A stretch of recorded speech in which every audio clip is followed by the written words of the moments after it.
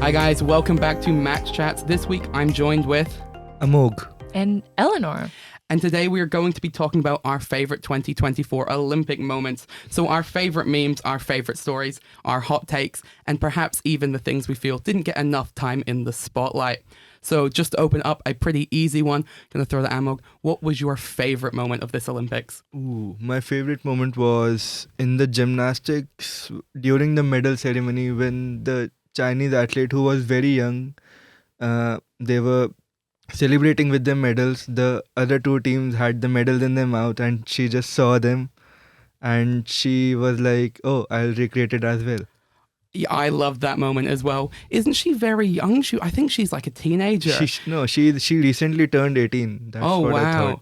So I'm sure that'd be quite scary. So did you watch a lot of the the gymnastics, or is this a moment that you saw on social media? That's a moment I saw on Twitter, and I did not watch any gymnastics. You didn't watch any gymnastics? Not even the Simone Biles stuff? Nope.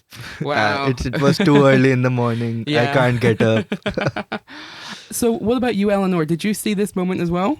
Yeah, I watched quite a bit of the Olympics, especially the gymnastics, just because of the Simone Biles, what's the name? Biles mania, the whole thing. And then I've been, following her even before the Olympics. And I was just, I just really admire her. And so I was really kind of keen to see her perform in the Olympics. And obviously it was, she just did not disappoint. And obviously the whole thing was just really epic. And so it just kind of really made me excited to follow her journey and also to follow the gymnastics category in general, even though I'm not really into gymnastics even. I feel like I watch gymnastics just because of Simone Biles.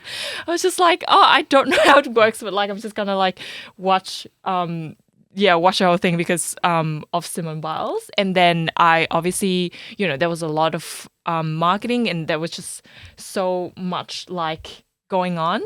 Every day you wake up and then something news happened, some viral memes happening, and so you're oh, okay, yeah, I better follow this closely. But yeah, I didn't watch the whole thing, but I did watch snippets of so maybe not a gymnastics fan, but a real Simone Biles fan. Yeah, I'm just a Simone Biles fan. Just turning it off anytime someone else is on. Yeah, it's okay, that's it. So when did you start getting interested in Simone Biles? You said you were watching it a little bit before, so you were following them into the Olympics then?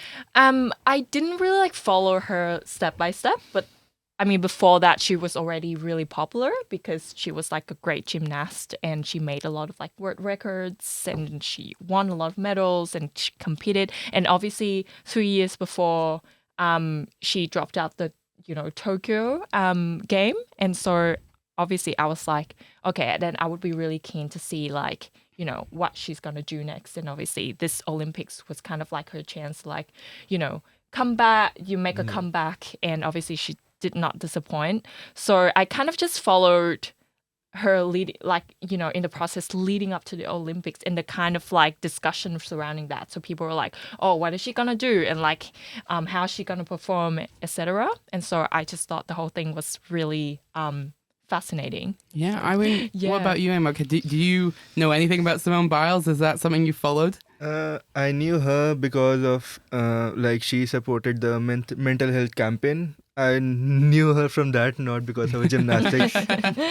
But yeah, I did not specifically follow her, but I was aware about her. Well, there was this, you talked about the Tokyo, where she dropped out. And there was a big push, not just for Simone Biles, but for the entire US team, because I don't think they did too great in the Tokyo ones when she dropped out. Yeah. And this Olympics, I think they did phenomenally, the entire team. So there was a lot of US camaraderie around that, which I think infects all the social media and all the things we see of going, not just this one moment, but all of the team's kind of success. Yeah. They all obviously work hard, but Simone Biles is a once-in-a-generation talent, so it's really pushing that social media presence. And that kind of moment when she and the other gymnasts, they kind of bowed to this gold medal gymnast from Brazil. I'm not really sure about her name, but there was this moment that also went viral when they picked her up. Sorry? When they picked her up. Yeah. On the podium. Yeah. And so they just kind of made that bowing gesture Yeah. to like the gold winning Yeah, like so- gymnast. That was super like I just saw the photo and I was like, this is I don't know, phenomenal. Like just kind of, not just because, you rarely kind of see that in such a big and stressful game such as the Olympics. So it's the kind of, the kind of humility that Simone and like the other gymnasts and, the broader like gymnastic kind of like community in general, like it was just really inspiring to see that women supporting women and like it's not all about competition, it's also about like lifting other gymnasts, other like athletes up. Like they're not your enemies, that they're just your rivals. Yeah, I think this Olympic was full of moments like that. I will just briefly add, so the gymnasts were Simone Biles, Jordan Chiles, those were the Americans, and then they bowed to Rebecca Andrade of right. Brazil. Yeah. That one was like the first all-black like gymnast podium as well. There was a lot of things, not just like obviously women supporting women, but a lot of like racial success as well, Yes. and all being on that one podium together. It's a little bit unfortunate because Jordan did get her bronze medal removed after the fact. There was a lot of controversy around. So I heard. She came fifth. They recalibrated to the third, but apparently they didn't do the rejudging in time, so they got put back down. She had to return her medal, which kind of taints that whole thing. Yeah, it's really unfortunate. What was that about? Like, why did that happen? I think the Romanian athlete won, but she was like removed from that sport and she was upgraded to the bronze medal. But later, after the podium and all, she was also removed and the Romanian one came back. Right. Okay. Yeah, That's so the interesting. Romanian Gymnast Federation, their athletes finished fourth and fifth once Jordan had been moved up. Yeah. And they brought forth that like it was on the basis that Jordan's coach didn't ask for a rejudgment in time or didn't bring a complaint up. They have 1 minute to complain, and it was like 61 seconds. So that's what happened. Then the Romanians, I think, ended up with a third place position, but there was a lot of fighting back from the like the gymnast community, because a lot of people then started attacking Jordan, going, this was like, you didn't deserve this, blah blah blah, when realistically it was the judges that should have never allowed the claim to go ahead. They should have immediately went, you've not done this in time, unfortunate, and it should be on the judges for screwing up that initial judgment, not all of the complicated mess that happened afterwards. I agree. At least we got like that photo out of it, and obviously at the end of the day, they came fourth and fifth instead. They're still the best in the world, right? Yes. Yeah. Well, I'm curious, what about you, Jade? Like, how did you follow the Olympics? Did you watch a lot of it? So they've turned the tables on the interview here. Spicing it up. So I didn't watch the most of the Olympics. Growing up, I grew up in a really like swimming household. Right. Like my sister has like state and country times for swimming and stuff. Wow. So I used to have to like get up, the entire family get up really early and watch all the swimming. And so I've pulled out a little bit. I've enjoyed not maybe having to follow it as much, but I did still watch that. I did watch quite a bit of the swimming as well. It's got hooks deep in me. But a lot of it was through these like media moments, which I think painted like a really interesting picture, especially the moments that then didn't get talked about. Like you got a little bit of what happened and then not the full story, because they go back and watch the moments that I go back and watch the events that people were talking about, going, oh, I've got to make sure I see the actual event, not just the social media clips, and then going, oh, this wasn't talked about. Yeah, exactly. I'll just quickly throw back to Amogh. Did you watch a lot of the Olympics then? Yep, I watched a lot of Olympics side by side doing my assignments because Great. I was multitasking. I was up late night and I want something entertainment and music was not doing me any favors, so I just watched Olympics a lot. Yeah. So what did you just watch anything that was on, or was there something you specifically followed? I specifically followed my country, but apart from that, whatever I was finding interesting, I was just watching it. I really liked badminton a lot this time because there were a lot of young generation, also tennis, also basketball. Yeah. What drew you to the badminton then? So there's an athlete called Lakshya Sen. He's from India and he's a very young athlete. And the way he was playing, he was completely dominating every game. He lost in the semi-finals, but the way he was playing, the confidence he had in his first Olympics, it was unreal. What about you, Eleanor? Was there a specific sport other than gymnastics that you followed? Yes. So I like you guys, I watched kind of like the viral moments on social media, and I just ended up like loving like everything because, all the athletes looked really cool and like did the tricks and like did the, like the jumping and everything. And you're like, this is so cool. I want to do it. But also I remember watching a little bit of handball just because, like it's not something that's like super talked about, right? Because like when you hear handball, you're like, what the hell? But because I was playing handball when I was like in primary school, and I was also competing like in my city and everything, and I was quite serious about it. And then I was actually quite surprised that they, there was like handball in the Olympics, because like when something qualifies to be, a category in the Olympics, that means it's, it's not like something trivial. Like it's actually recognized and it's like played across, countries, and that's how they kind of like put that in the Olympics. And so I was like, oh, this is cool, because I feel like until then I never thought of handball as something that people would just like watch. So I was like, that was quite a nice like refresh to kind of see people compete, and just to see people play handball, which was something that I was really passionate about. Handball, especially, something I watched as well. Oh, really? It turns out that it's a big thing in France. Like they can play it in high school, like at every year level. Like it is actually a big sport. And I think this Olympics really showed. Every Olympics obviously has like new sports added, and sometimes they stay in and sometimes they don't, and sometimes they're quite infamous, which we may end up talking about later. But like handball was one I think a lot of people around the world were like, why isn't this played? And like the US especially were like, this is great, why don't we do this? Yeah. I think it's really big in France and Europe. That's surprising. Yeah. And I think there was specific moments of like, people talked about the finals where like Denmark won. I think the men's. And people said that was like one of the best moments of sports they've watched. Like it was like kind of a bit of a comeback story. They're like it was really highly competitive. I think there was a lot of exciting sports there. Yeah. Moving on, what were our favorite funny moments then in the Olympics? We've obviously covered just great moments of sportsmanship and great levels of skill, but there's always some moments that make us laugh, and some of them maybe not great moments of sportsmanship, but we'll see what you guys think. So what was your favorite funny moments that you saw? Well, let's talk about breakdancing.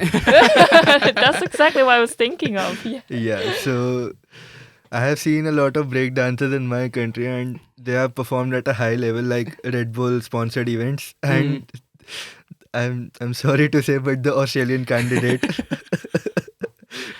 I mean, even I was laughing when I was watching it live. Oh, you were watching it live as Yeah. well. All right. Right. I went back and watched some of the breakdancing, and I watched like the men's finals, and I was even in a pub that was playing like a Red Bull sponsored event afterwards. Right. But I didn't have to see it live. What was that like? At first, I was thinking that it might be normal, like it's according to the book rules, like the judges would rate her highly. But when they gave her 0 points, I was laughing. I don't think Raygon got a single point in any of the scorings. Yeah. What about you, Eleanor? What was your reaction? Did you see it live or on social media? I saw it on social media, and like you, at first I was like, is this real? Because obviously I think I wasn't on social media the day before, like the day that the breakdancing happened, and like the day that it got viral. And so like the next day everyone was talking about it, and they were like, have you seen Raygun? And I was like, who's Raygun? And also, what's up with her? And then I went to TikTok, obviously, and then I was just like, let's see what's going on. And then I saw that, and at first I was just like, this cannot be real. Like it must be like some kind of, skits or whatever. But then I found that it was real, and then I was like, okay, this is interesting. But I did think that it was, it became like viral and sensational in a really like, it made everyone laugh, but also it kind of led to really like interesting discussions surrounding, like who get to represent or like who get to, compete, and also discussion about race. And I thought the whole thing was really interesting. And obviously I don't think it's gonna like go away anytime soon. So I'm still really interested in kind of, this discussion. And I've still been like reading a lot about like the situation, and obviously it's definitely been an experience. I went to Queen Victoria Market last night and I saw a really funny T-shirt. It was about Reagan's rapid step, and underneath it was written "bad breaking" instead of "breaking bad." It was so funny. I do think the meme potential's high. I was talking to like an industry professional that was like, I don't want to hear about Raygun anymore, but I would love to represent her. Like, there's that person's got a career now, and she was an academic. Like, she was a cultural studies person. Yeah. What I feel like is a little unfortunate is there are a lot of people after Raygun saying we need to get this sport out of the Olympics, or when they saw that breakdancing isn't obviously going to be in the next Olympics, that it was as a response, which is a little untrue and unfortunate because there's an element of the sport being kind of misrepresented there that's, I think, unfair. The actual reason was the same reason Raygun got in, is that they don't have a governing body. Obviously, since it's a kind of grassroots cultural movement. I think Raygun was the only Australian like woman that basically just went to all the right events and got all the administrative boxes ticked off, which is really unfortunate. And it's the same thing happened to a bunch of sports before. So would we like to see breakdancing back in the Olympics, or? I mean, yeah, like it was interesting to see like the other kind of breakdancers, do such a phenomenal job. And obviously, I think it was just also unfortunate because Reagan just got like, her like, her part just got really viral and it kind of just overshadowed like the rest of the category. But, when you like go and search it up, the other break dancers, they actually did a phenomenal job. And I really, really enjoyed like seeing them dance. It's just a bit unfortunate because Reagan, I think just this moment would be like a defining kind of moment for the Olympics. And so, the other, like the rest was just like overshadowed. Like I just did not see any other like moments like discussed on social media at all, especially after like she went viral. So, yeah. Yeah, I mean, what's really interesting to me is that, do you guys know who Eddie the Eagle is? Eddie the Eagle, I think it was like ski jumping, was like a British athlete that basically had never done it before and went to the Olympics just to give it a go. The same thing as like, just kind of met all the requirements, and nobody else, he wasn't taking anyone else's spot because Britain's never done like snow sports in the Winter Olympics. So like, they're like, just go. Whatever. And they did terrible. Like just the worst. They've made movies about that, but there was a sense of like cultural camaraderie about like, you know what, someone gave it a go and had a laugh, and it was quite like British and like that. And I feel like that didn't really happen for Raygun. There was nobody else going, you know what, why not have a go? Like there was no sense of, well, at least it was funny. There was quite a lot of toxicity around it that was just really unfortunate. Have any of you guys, I mean, building on that, there's quite a few new sports in the Olympics. So quite a few of them were from the 2020 Tokyo Olympics, which didn't happen in 2020, but we're keeping the naming convention.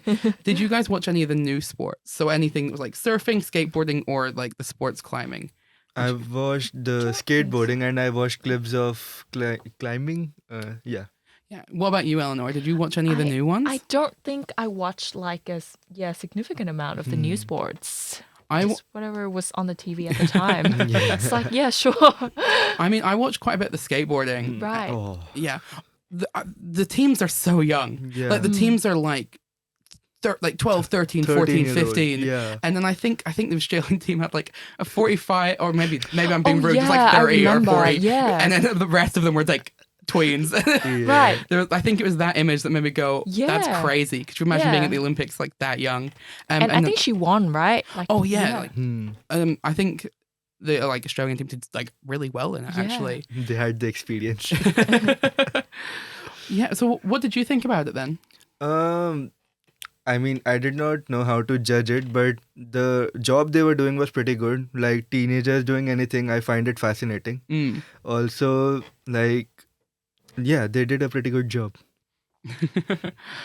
All right. Let me go through my notes, which I've scanned. I just wanted to ask a question. Yeah, what's up? What if so breakdances is getting back in 2032 in Brisbane? What if Reagan wins? So what will be her legacy? Her memes or her gold medal? You know what? I would respect the ever living hell out of going, you know what? I've got the media attention. I can get a media contract out of this, and I will use it to train for like 6 years or like 8 years and do it. I would respect that. I have a feeling the opening ceremony or the closing ceremony, or as a special guest or as a judge or as like just a media personality, she will be there. No, definitely. I feel like there's too much like media potential there. We will see Reagan again. Yeah, she's not going to go away anytime soon. Yeah.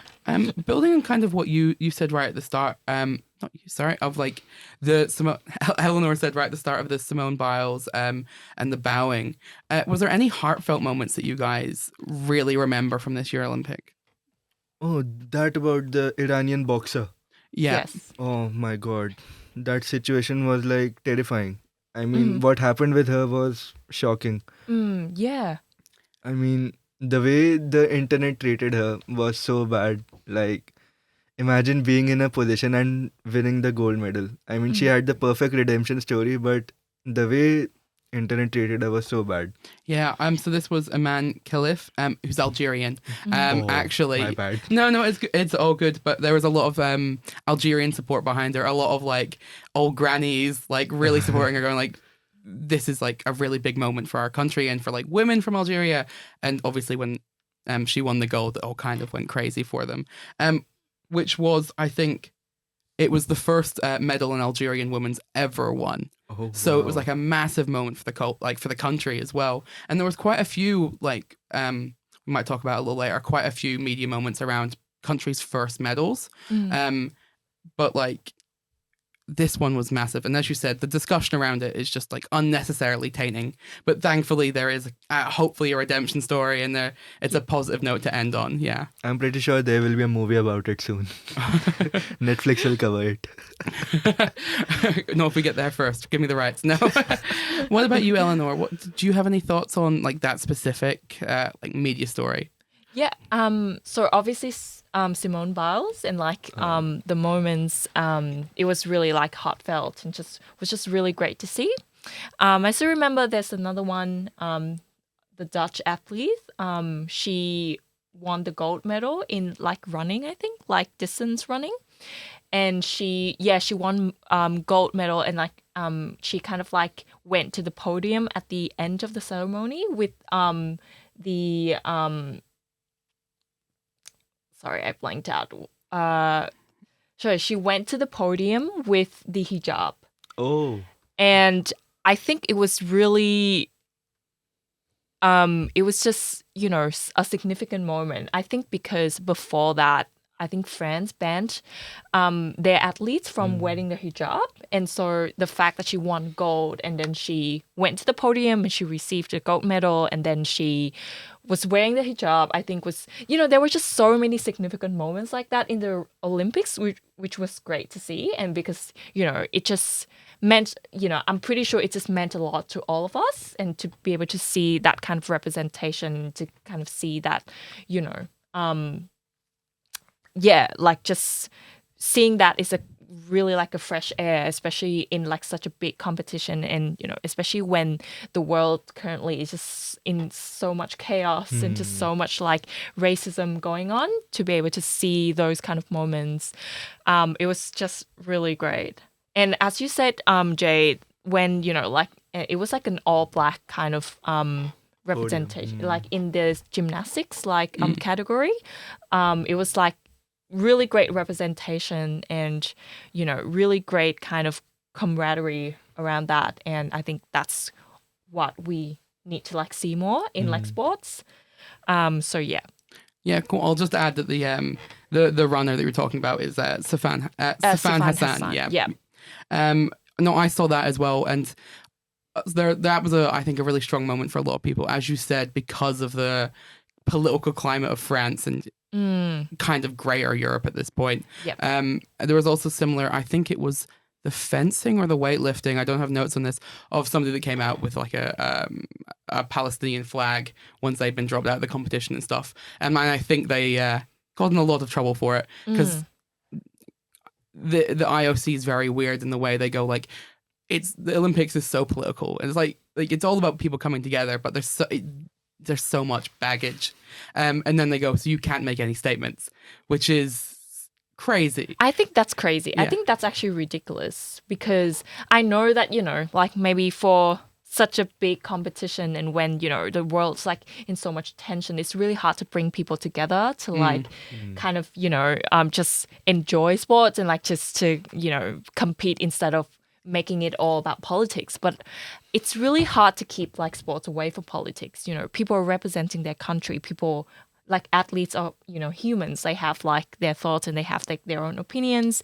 And obviously, I think it's better to just see those kind of statements in the sports or like in, the competition, because I think it just makes it more humane. It just makes it more like, because if you see imagine seeing the Olympics, such a big, public event, without seeing any kinds of political traces in the in the games and everything, you would feel like it's a bit it's not down to earth, because so much is happening around it. Like you can't really keep it away from the things that've been happening, and obviously athletes, they come from countries and they obviously need to kind of support and I don't know, make a statement of their own regarding the situations and what they think is right. And so, I do understand the effort of the IOC and everything, but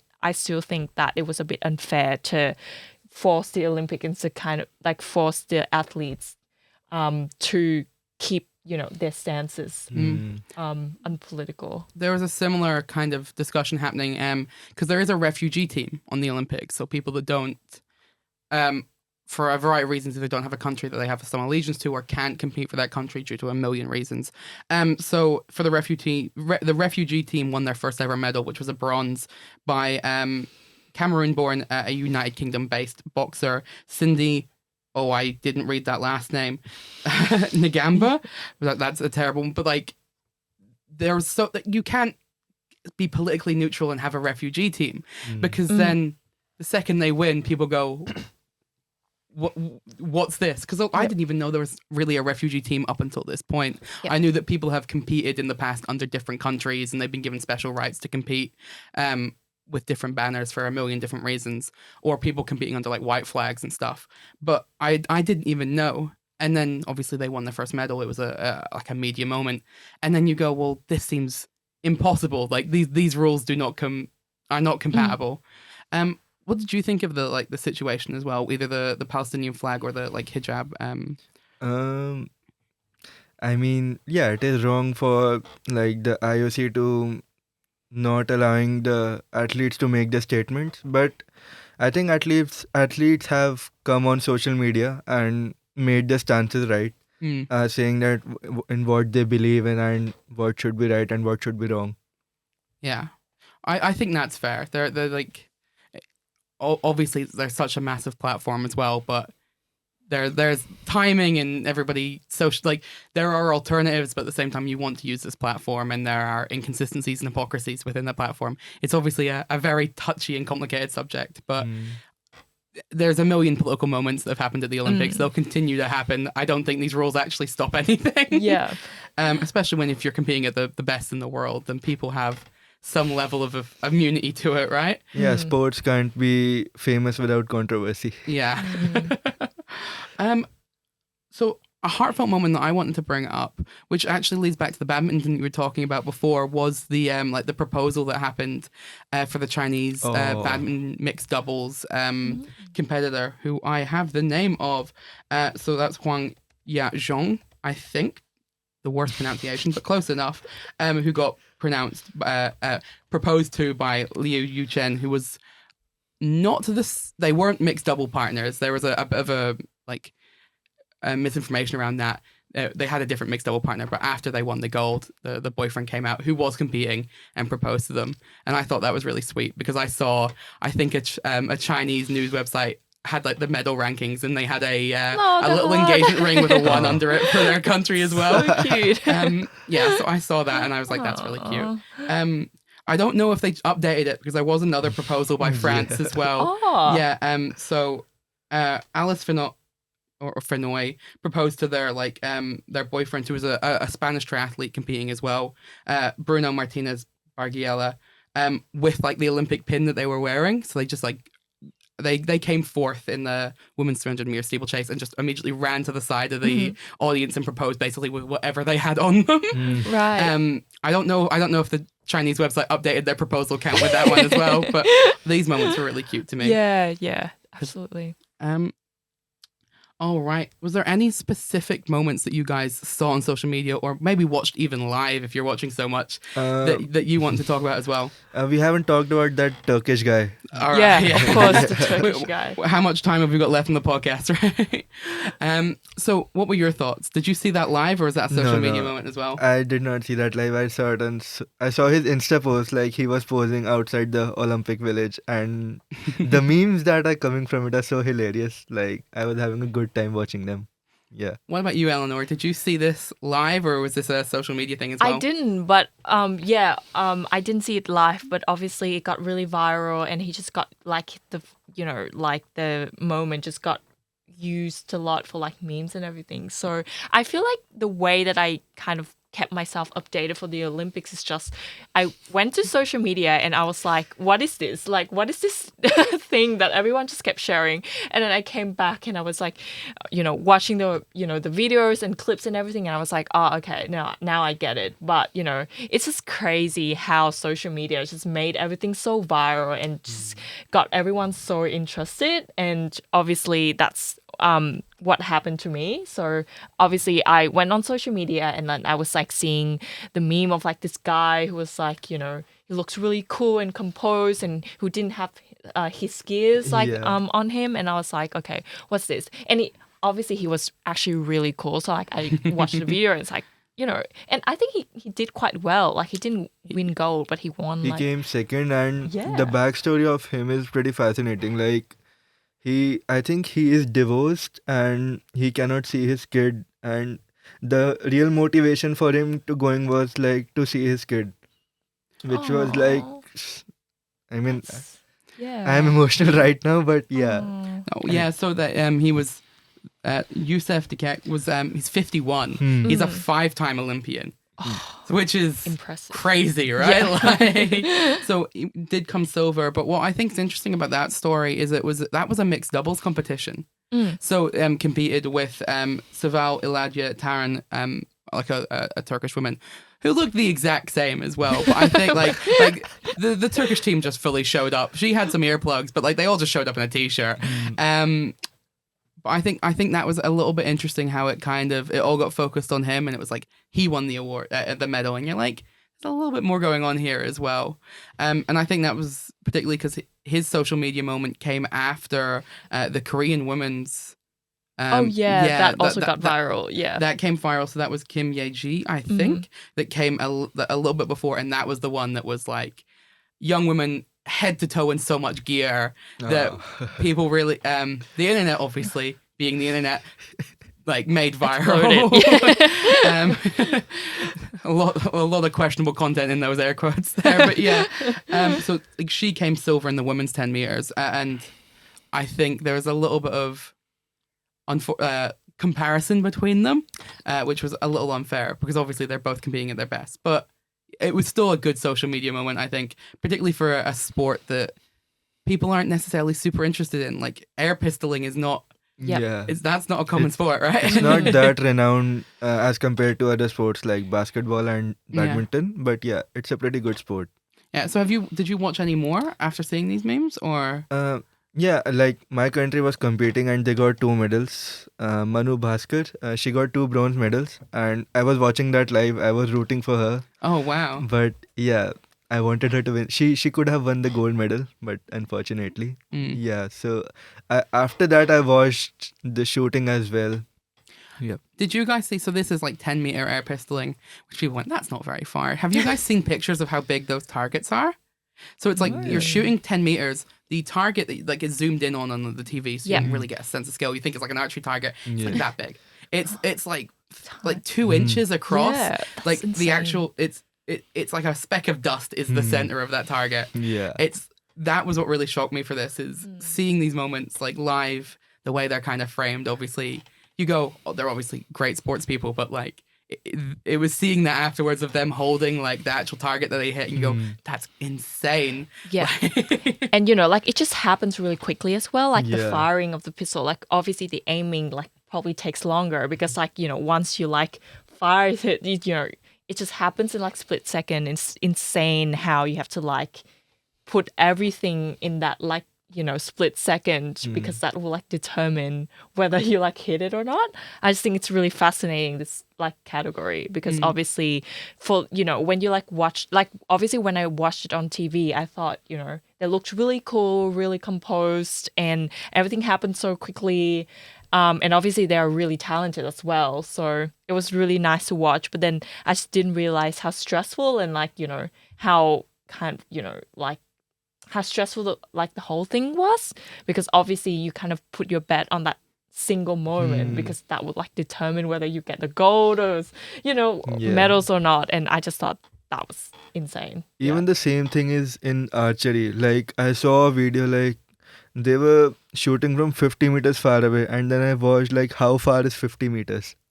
I was like, and plus the wind as well. The wind in Paris is something else. Oh yeah, there were a lot of people that just talking about like having to compete in Paris and the conditions. Some of that was a little bit of like the weirdness with the accommodation, which was a whole viral moment. But a lot of people just going like, I've not competed in a place that's like this cold or this windy or like it was women's long distance running where it was I think kind of an upset moment. But it was because it like rained before and it just threw like, they obviously dried the track, but just threw so many people off their game because they were thinking like they're gonna have to run in the wet. They've never done this before. The weather conditions and their nerves were just combining. There was a lot of stories of just like people being unprepared for Paris. Yeah. So what about you, Eleanor? Was there another specific moment that you really resonated with or wanted to talk about? Have we talked about Snoop Dogg? Oh my god. How did you miss him?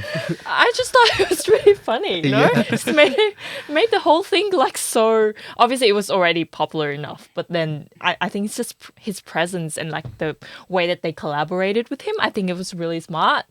I think it's just, it just made the whole thing more like, I don't know, viral in general. And I honestly really enjoyed his kind of commentaries and his lighthearted kind of, comments throughout like the games and everything, because it's, you wouldn't really think of like that match like Snoop Dogg in the Olympics, but obviously he kind of, he did really well in, just making the whole game really like popular and just really like fun to watch. He was having the time of his life. Exactly. The way he was dancing with that horse. Yeah. Or like, him speaking French. Yes. Honestly, it was, for me, my Snoop Dogg exposure was just basically like Instagram like fits. Yeah. Was just people going like the dressage equipment, like going to watch the dressage in full head to toe. Yeah. I was like, the jodhpurs are not that comfortable. I think it was great. And I think it was, so he was there as like a special correspondent for an American news, NBC, actually. I have my notes. And I think it was, there's a meme that goes around a lot of, we love the Olympics just to have a random normal person there to compete so we know how crazy it is. Mm-hmm. And for me, Snoop Dogg filled that role a little bit of when you're getting all the feedback from like proper sports journalists, and they're obviously like the best journalists in the world. That's why they get to do the Olympics, to cover the Olympics. There's a sense of being used to how good these people are. You kind of want somebody there just to go, that was mental, right? That was crazy. I think Snoop Dogg provided that. The image of him with like his eyes bulging as he's watching some sport. Like, that would be me if you actually saw it in person, right? Yeah. I know that was. I enjoyed Snoop Dogg. What about you, Amogh? Did you have a particular moment from Snoop that you enjoyed? Not from Snoop. I had another moment. So it was the 200 meters running men's. Mm-hmm. And I don't know where is that guy from, but when he came back to his hometown, he was like, uh, the whole stadium was full of people supporting him and cheering him. It was such a wholesome moment. I really like that. I think I saw quite a few. So actually, we'll touch on the first because this is where I saw really similar stuff. So it might be the same. It was. Ooh, where are my notes? Where are my notes? So, oh, St. Lucia won their first gold Yeah. from Julian Alfred in the sprints. I think they were 100-meter sprints or 200. was it the 200 meters? So it's probably this person that you're talking about. And I saw them like going back to their country and it being crazy. I saw also the same from the Philippines, who won, I think, not their first medals, but quite a few of their first golds. They won their first gold and I think won two more or one more. And it was the same. I saw a lot of videos of like their family watching in their hometown on the TV. A lot of like That's mums so crying. wholesome. Yeah. Yeah, they obviously come out every Olympics, but they always like there's such a sense of community there that it's really impactful. Did you see any of those moments as well? Did you see? No. Really? Oh, Yeah. if you need to unfortunately, cry, I go didn't- back and watch Yeah, them. I can to like I just Yeah. want to have like the a wholesome reception he got was like pretty heartfelt amazing. moment. They like I don't know the capacity of the stadium, but it was house full and everyone was supporting and he was crying like he was on a bus sort of thing and yeah, he was crying a lot. Yeah. Right. I mean, wouldn't you too? Right? Like, Yeah, this, definitely. this is obviously. crazy. Yeah. And I think that those are the ones that I think resonate with me more than necessarily like the Simone Biles and the Michael Phelps. Obviously they're the best in the world, but I think Simone Biles has 11 Olympic medals, and you're like, obviously you're the best in the world, and it's such an achievement. But it's like the one extra for a country or the first one for a country. Those stories I think are really show that like what the Olympics can be of bringing people together and like, the best, and how people can underdog stories and all of these things. Those really resonate more with me than like the complete domination that you see. Yeah. I think there was one story that was like the men's high jump that like Oh, the dude that won beat the world record, which was his world record, and then he went again and beat his world record. Like Again, it was like Crazy. his top three scores would have been all of the podium places and stuff. Yeah. And obviously watching him was incredible, but I don't know, Yeah, these other stories and interest me. and recently last week he broke his record once again Yeah. in another games. Yeah. So, he's beating like by a millimeter, and there was a meme that he will reach 100K just by going 1 meter up. Yeah, I think that was basically the way he competes is he just does 1 millimeter more so he Yeah. can win the world record again, and then does a little bit more and wins the world record again, which was but I still think those moments are great because then you cut to like the other competitors and they're just like going, I don't know, I'm just watching this. Yeah. This is great. I think that happens for Simone Biles a lot. So hearing other gymnasts going, yeah, I know we're competing for second, but I get to watch this. Isn't that crazy? Yeah. So I have a bit more of a deeper question. Was there any moment that you feel like didn't get enough attention? Maybe from Amogh, because you watch so much of the Olympics. Is there something that you thought, I wish this got more time in the spotlight? Yeah, so in the women's basketball, women badminton team, in the semifinals, the number one Carolina Marin, she got injured and she had to like she could not compete further. So I don't know her country, but the athlete that came second, she held a small Spain's badge with a silver medal. Yeah, I think I saw that. I Yeah. didn't see the actual event, but I did see Yeah. that like podium finish. It did not get a lot of recognition because of Carolina Marin's aggression and how she is like fighting everyone. But even after that, like the athlete who came second did such an amazing thing that did not get any recognition, and I was like, okay, fair enough. It's a bit disappointing. I watched a lot of the fencing because I was like, this is crazy. And the moment that stood out to me is I think someone, an Egyptian woman called Nida Hafez. I'm really butchering these names, man. You're fine. I literally was sitting here with YouTube before. Like, I've got little like how to pronounce the names next to all of them, and I'm just like I'm butchering them and going Blanking through. out. I did my effort. I put the It's good faith that work matters. in. Yeah. But I think she fell out in the 16th round, so really close to like the finals, and then revealed on social media that she was 7 months pregnant for the entire Olympic event, and that stood out to me as I feel like that should get some recognition, right? Yeah. That's crazy. And there was another similar moment that was Also, that US athlete who got COVID, yeah, that's the one I'm looking for in my notes. There was Noah Lyles. I don't know exact pronunciation, but yeah, it was that photo finish in the men's 100 with Yeah. Noah Lyles. Yeah. we won the gold, but he in the 200-meter sprint he had COVID and he was going off the wheelchair. I was like, that's not necessary, but okay. Yeah, so it went from 200 meters with COVID, Yeah, obviously slightly underperforming because he got a bronze COVID. medal. Yeah, like underperforming was like in air quotes there. I read that in the newspaper, like he was under the weather and he underperformed. And you're like, the bronze medal's still pretty good, right? Yeah. But then, went on to win that men's 100 meters. And that was the one that I think a lot of people would have seen the photo finish for. That got spread around because it was it was by the eye completely uncertain whether it was Noah Lyles or Keshan Thompson. Oh, it's like Jamaica. They really weren't sure. I think even Noah went Noah went, you've got this. Like I lost to you. I think it's you. And then obviously when they did the photo finish, the rules are slightly different. It's based on chest, not head. And turns out he won. So that was a story that really stuck with me as well, because there were obviously so many stories of athletes getting COVID. It happened a lot in the Australia accommodation. And then I kind of went, that's crazy. What a disappointment not to compete. I didn't even think that people would go anyway. That these people would try and still win. And I'm like, yeah, that really shows how far ahead they are. Yeah, exactly. All right. Did you have a disappointing moment? Not a disappointing moment. A moment you feel like didn't get enough attention. You're a bit disappointed that nobody else saw. Yeah. I actually read, like, I didn't watch the videos and like the competitions, but I did read about this Chilean. No, not Chilean. I think she just competed for Chile, but I'm not sure. But the athlete. Okay, I'm gonna butcher it again, like you, Jade. But it's the effort. This is a safe space, all right? It's a safe space. But it's Zhi Yingzheng.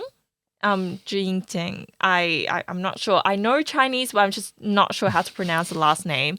But she competed in table tennis, and she represented Chile, and she's 58. And I read about the story, and obviously, it was really inspiring to just, it's always inspiring to like read about these stories, how they just overcame so many obstacles, or like how it just everything happened so unexpectedly for them, but they just ended up in one of the biggest competitions in the world.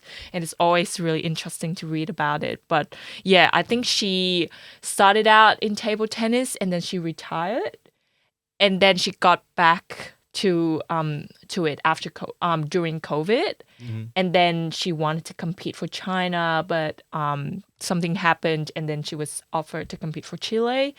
And so I was reading about it, and I was like, wow, it's such a it's so refreshing to see like an athlete that is like 58. So obviously she falls like outside of like the normal athlete age range, and it was kind of refreshing to see that, and the whole like inspiring story, like background around how she came to compete for it, and like the kind of effort that she put into the sport, I think is really inspiring to see.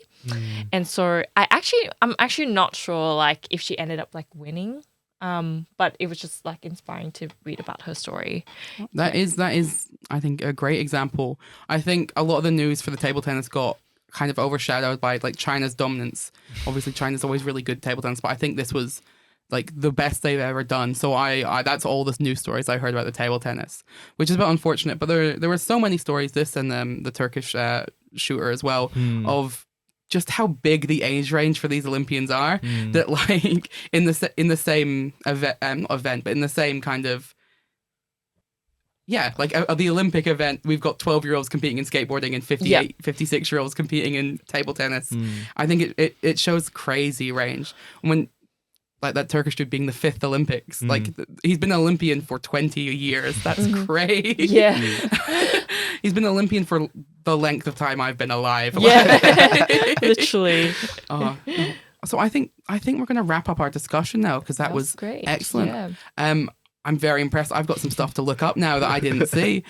All right. Thank you guys for listening to this week's episode of MACS Chats. Some really great discussions there. Some reminiscing over some great moments and some new ones to go out and watch as well. Just as a reminder, guys, please subscribe to us on wherever you listen to your podcasts and make sure to follow the MACS Instagram account.